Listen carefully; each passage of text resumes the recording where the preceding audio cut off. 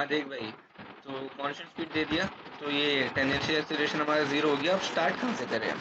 ठीक है, सारी रीजन तो दे दी हमें, एक्सेलरेशन दे दिया, पूछ लिया, ठीक है। स्टार्ट कहाँ से करना है? सबसे पहले एक रैंडम लेंथ बनाओ, ओ डैश देते हैं। अब एक्सेलरेशन में भी ना स्मॉल लेटर से रिप्रेजेंट करते हैं, बट डैश लगा देते हैं। हमने एक रैंडम दिया ओ डैश, हमने एक रैंडम लाइन खींची ओ डैश ए डैश, जैसे हमारा ये था ना। कॉन्फ़िगरेशन डायग्राम देख के बनाते हैं ये भी, लेकिन वेलोसिटी के वैल्यूज यूज करते हैं। तो कॉन्फ़िगरेशन डायग्राम देख के हमने, जैसे ये होता है ना, यहाँ पे ऐसा गोला होता है, तो यही जैसे ओ ए लेंथ होती है रैंडम, तो हमने रैंडम लेंथ खींच ली, ऐसे लंबा खींच दिया हमने पेंसिल से। एंड में डार्क कर देते हैं, लंबा खींचा हमने। अब क्या करना है, तो मैंने बताया था रेडियल एक्सेलरेशन होता है हमारा। रेडियल एक्सेलरेशन कौन सी? क्रैंक लेंथ कौन सी? ओ बी है हमारी। ओ यहाँ पे होता है जो फिक्स्ड होता है, ओ होता है, स्लाइडर होता है, ए होता है, और ये हमारी बी होती है लेंथ। जो लंबी लेंथ होती है वो कनेक्टिंग रॉड, जो छोटी लेंथ होती है वो क्रैंक। अब हमारा क्रैंक बेटा, क्रैंक हमारा क्या है? कांस्टेंट स्पीड है, उससे टेंजेंशियल एक्सेलरेशन जीरो है, यानी कि एक एक्सेलरेशन निकालना है रेडियल। रेडियल एक्सेलरेशन का फॉर्मूला होता है वी स्क्वायर बाई आर। तो आर क्या है? ये 150 मीटर। वी स्क्वायर क्या है? ये हमने निकाला है वेलोसिटी डायग्राम से, स्केल वगैरह यूज करके। तो जो भी आया है हमारा टू, ये देख, अब ये तो यही स्टार्ट, हमने भी वेलोसिटी भी यहाँ से स्टार्ट करी थी ना।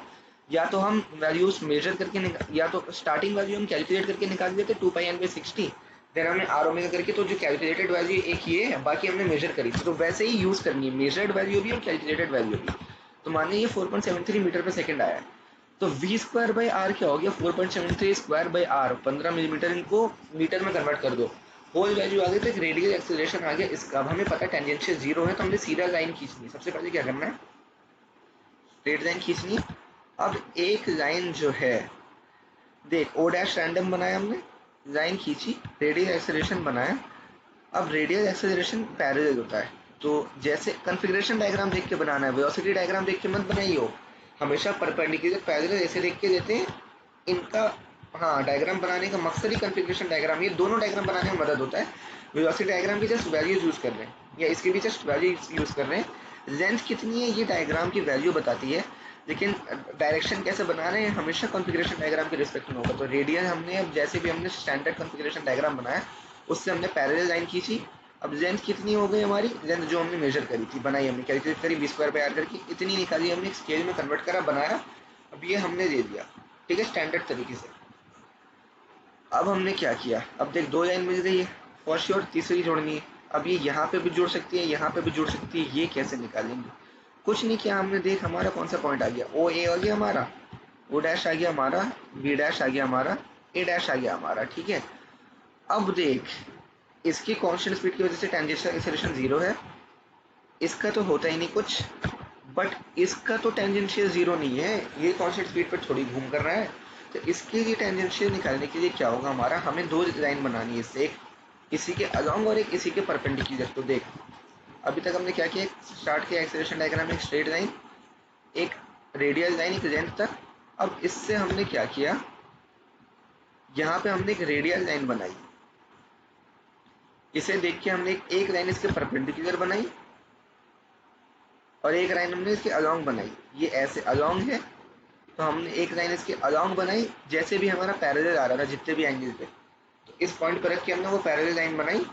और यहाँ से हमने क्या किया, इस पॉइंट को ढूंढने के लिए, क्योंकि देख तुझे पता नहीं होगा कि ए कितना बड़ा है, तूने रैंडम लेंथ खींची है, ये अभी तक तूने ये देखी है, रैंडम लेंथ खींची है, और ये लेंथ खींची है, एक यहाँ से एक ऐसे खींची है, ये बेस्ड ऑन वैल्यू।